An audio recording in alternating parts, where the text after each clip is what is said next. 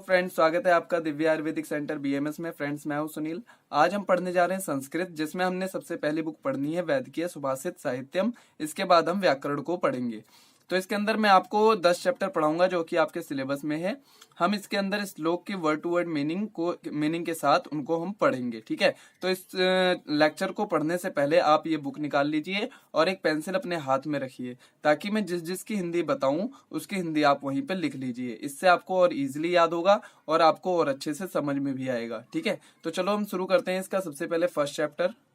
तो ये है हमारा फर्स्ट चैप्टर। इसके अंदर आप पेंसिल रखिए अपने हाथ में। जैसे मैं हिता हितम की हिंदी बताऊं तो आप उसकी हिंदी लिख लेना, ठीक है। सुखम दुखम आयुस्तस्य की बताऊं तो उसकी हिंदी लिख लेना। ऐसे वर्ड टू वर्ड अगर आप हिंदी लिख लोगे तो आपको और अच्छे से याद हो जाएगा। इसमें कुछ वर्ड्स ऐसे भी हैं जिनकी हिंदी आपको लिखने की जरूरत ही नहीं है, वरना आपको वो क्या करेंगे, परेशान करेंगे, ठीक है, मतलब डिस्टर्ब करेंगे। तो उन वर्ड्स की अगर हिंदी नहीं लिखोगे, आप मेन वर्ड्स की हिंदी लिख लोगे तो इसकी आप वहां पर हिंदी लिख के व्याख्या करके आ जाओगे, ठीक है। तो हम शुरू करते हैं इस श्लोक को। सबसे पहले श्लोक की रीडिंग किस तरह से करनी है। तो हिता हितम सुखम दुखम आयुस्तस्य हिता हितम मानम च तच्च यत्रोक्तम आयुर्वेदः स उच्यते, ठीक है। ये ऐसी इस तरीके से आपको रीडिंग करनी है। तो इसके अंदर बताया क्या गया है, इसके अंदर बताया गया है कि हम आयुर्वेद किसे कहते हैं, ठीक है। तो आयुर्वेद किसे कहते हैं उसकी हम यहाँ पर इसकी व्याख्या में देखेंगे।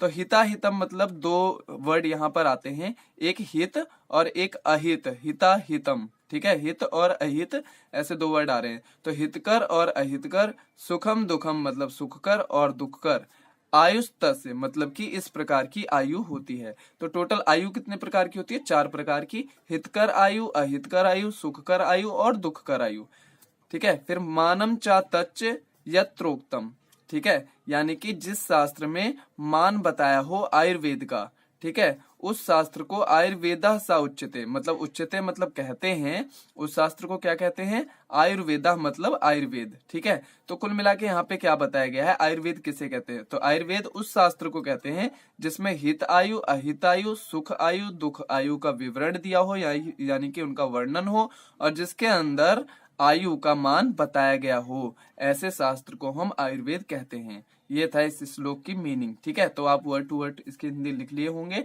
अब हम इसका दूसरे नंबर का श्लोक पढ़ते हैं। यह है हमारा दूसरे नंबर का श्लोक। ये पेपर में आ रखा है, इसलिए मैंने यहाँ पे पेपर लिख रखा है, ये एग्जाम में आ चुका है, ठीक है। इसकी व्याख्या करनी थी और इसका संदर्भ लिखना था। तो हमने फर्स्ट श्लोक जिस तरीके से करा है उसी तरीके से इजीली हम इसको भी करने वाले हैं। ये हार्ड भी दिख रहा हो तो भी टेंशन ना लेना, क्योंकि ये बहुत ही आसान है। अभी देखना कैसे आसान हो जाएगा। काय वाग बुद्धि विषया, ठीक है, काय वाग बुद्धि विषया ये मलाह सम उपस्थिता चिकित्सा लक्षणाध्यात्म शास्त्रे तेसाम विशुद्धया, ठीक है। इसको आप तोड़ तोड़ के पढ़ सकते हैं कि चिकित्सा लक्षणा आध्यात्म शास्त्रेस तेसाम विशुद्धया, ठीक है। तो एक एक वर्ड की हिंदी क्या होगी। काय मतलब हो गया शरीर, वाग मतलब हो गई भाषा, और बुद्धि मतलब हो गई बुद्धि। तो भाषा, शरीर मतलब शरीर, भाषा और बुद्धि, इनके जो विषय होते हैं, विषया मतलब विषय, तो इनके जो विषय होते हैं उनमें ये मलाह सम उपस्थिता मतलब उसके अंदर उपस्थित होते हैं। ये मलाह मतलब हो गया यहाँ पर दोष, ठीक है। तो यानी कि जो शरीर, भाषा और बुद्धि है उनके विषय में जो मल यानी कि जो दोष उपस्थित रहते हैं, उनकी चिकित्सा मतलब चिकित्सा शास्त्र से, लक्षणा मतलब कि व्याकरण शास्त्र से, आध्यात्म मतलब कि आध्यात्म शास्त्र से, ठीक है। यहाँ शास्त्र लगा हुआ है तो इन सबके पीछे पीछे शास्त्र लगेगा।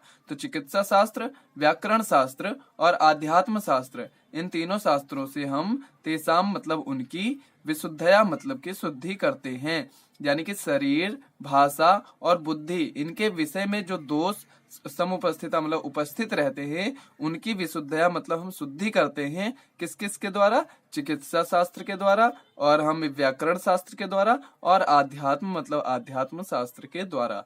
ये था हमारा दूसरे नंबर का श्लोक। इतनी आपको व्याख्या करनी थी पेपर में, और आपको इस संदर्भ में बताना था कि ये श्लोक किस चैप्टर से आया है और उसके बारे में थोड़ा सा डिटेल। तो हम अब इसका दूसरा श्लोक कंप्लीट कर लिया। अब हम कंप्लीट करते हैं इसका तीसरा श्लोक। यह है हमारा तीसरा श्लोक इस चैप्टर का। तो इसके हम हिंदी मतलब सबसे पहले श्लोक को पढ़ते हैं।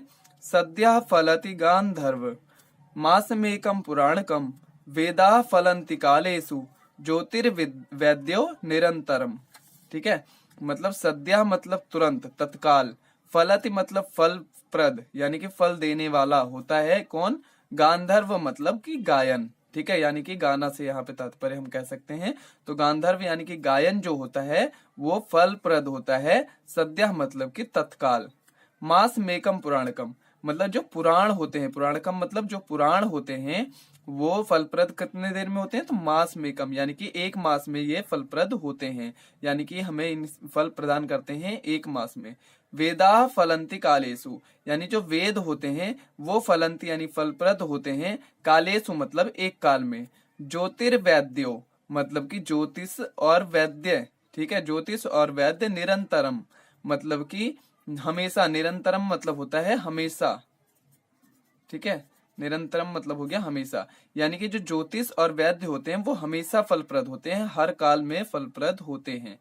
तो हम यहाँ पे एक तरीके से डायरेक्ट ऐसे पढ़ सकते हैं, सद्या फलंति गांधर्व मतलब कि जो गायन होता है वो तुरंत तत्काल फल देने वाला होता है, तत्काल फलप्रद होता है।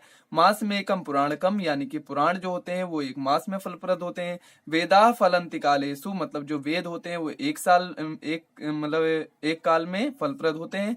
ज्योतिर्वैद्य निरंतरम मतलब कि जो ज्योतिष और वैद्य होते हैं वो हमेशा, निरंतरम मतलब हमेशा फलप्रद होते हैं, ठीक है। तो ये था हमारा थर्ड श्लोक। अब हम पढ़ेंगे इसका फोर्थ श्लोक। तो ये है हमारा फोर्थ नंबर का श्लोक। अन्यानि शास्त्राणि विनोद मात्रम प्राप्तेषु वा तेषु न तैश्च किंचित चिकित्स तज्य ज्योतिष मंत्रवादाः पदे पदे प्रत्यय माह हंति, ठीक है। ऐसे आप तोड़ तोड़ करके भी इसे पढ़ सकते हैं। वैसे तो इसका आपके पेपर में ये लिखा हुआ आएगा श्लोक, बस आपको उसको व्याख्या करनी होती है, तो इतनी टेंशन नहीं लेनी अगर नहीं पढ़ पा रहे हो तो भी। तो ठीक है, हम इसकी हिंदी बताते हैं अब। अन्यानि शास्त्राणि मतलब कि अन्यानि मतलब अन्य, जो शास्त्राणि मतलब शास्त्र होते हैं, अन्य जो शास्त्र होते हैं, विनोद मात्रम यानी कि वो सिर्फ मनोविनोद के लिए होते हैं, यानी कि हमें आनंद प्रदान करने के लिए ही होते हैं। अन्य शास्त्र हमें सिर्फ आनंद प्रदान करने के लिए होते हैं। प्राप्तेषु वा यानी कि उनके प्राप्त होने, ते सुना मतलब कि उनके प्राप्त होने या ना होने से, तैश्च किंचित मतलब कि कोई विशेष अंतर नहीं पड़ता। तो यानी कि क्या हुआ, जो अन्य शास्त्र हैं वो सिर्फ हमारे मनोरंजन के लिए हैं, वो अगर प्राप्त हो या ना हो इसमें कोई खास यानी कि विशेष अंतर नहीं पड़ता है, ठीक है। चिकित्सा ज्योतिष मंत्र वादाह मतलब कि एक तो हो गया हमारा वैद्य शास्त्र, चिकित्सा शास्त्र, दूसरा हमारा हो गया ज्योतिष मतलब ज्योतिष शास्त्र, तीसरा हो गया मंत्र वादाह मतलब मंत्र शास्त्र, ठीक है। जो ये तीन शास्त्र हैं वे पदे पदे मतलब कि कदम कदम पर प्रत्यम वाहंती मतलब कि प्रत्यय दिया करते हैं, मतलब हमारे काम आते रहते हैं, ठीक है, कदम कदम पर।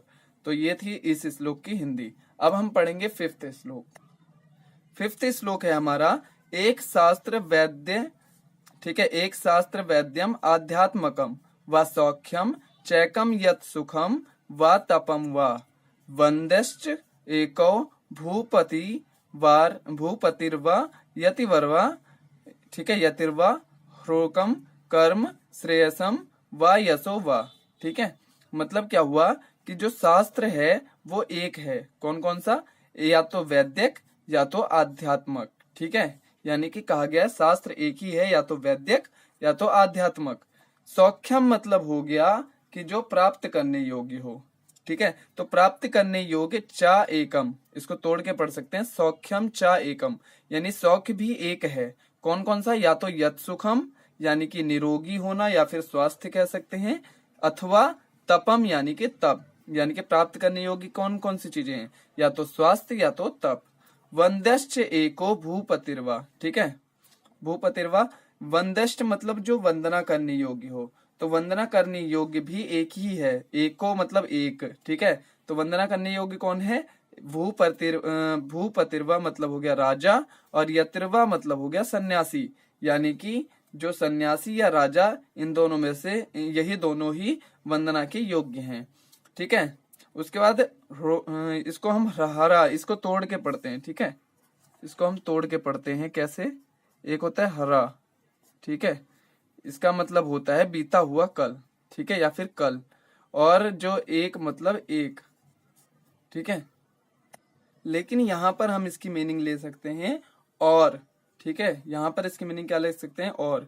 तो और एक कर्म, तो कर्म तो हम पहले ही करते हैं ना, मतलब बीते हुए कल में ही करते हैं। तो हरा मतलब मैंने आपको बताया था बीता हुआ कल, तो वही बीते हुए कल में जो हम कर्म करते हैं वो एक ही है। कौन सा? या तो श्रेयसम यानी कि श्रेयस, या तो फिर यस, यशो यानी कि यश। ठीक है, या तो वो हमें श्रेयस होगा, हमारे लिए श्रेयस्कर होगा, या तो हमें यश प्रदान करने वाला होगा। तो इस तरीके से इस श्लोक में बताया गया है कि शास्त्र एक ही है, या तो वैद्यक या तो आध्यात्मक। उसके बाद बताया सौख्य यानी कि प्राप्त करने योग्य भी चीज एक ही है, या तो यत सुखम यानी कि स्वास्थ्य, या तो तपम यानी कि तप। वंद्यश्च एको भूपतिर्वा यतिर्वा, मतलब कि वंदना करने योग्य भी एक ही है, या तो राजा या तो सन्यासी। ठीक है, इसका मैंने आपको मीनिंग बता दिया। ह्योकम मतलब होता है कि और एक, कर्म मतलब कर्म भी एक ही है। कौन कौन सा? या तो श्रेयस्कर या तो यश प्रदान करने वाला। अब इसके बाद हमारा इसमें लास्ट श्लोक बचता है, उसको भी पढ़ लेते हैं। तो श्लोक क्या है?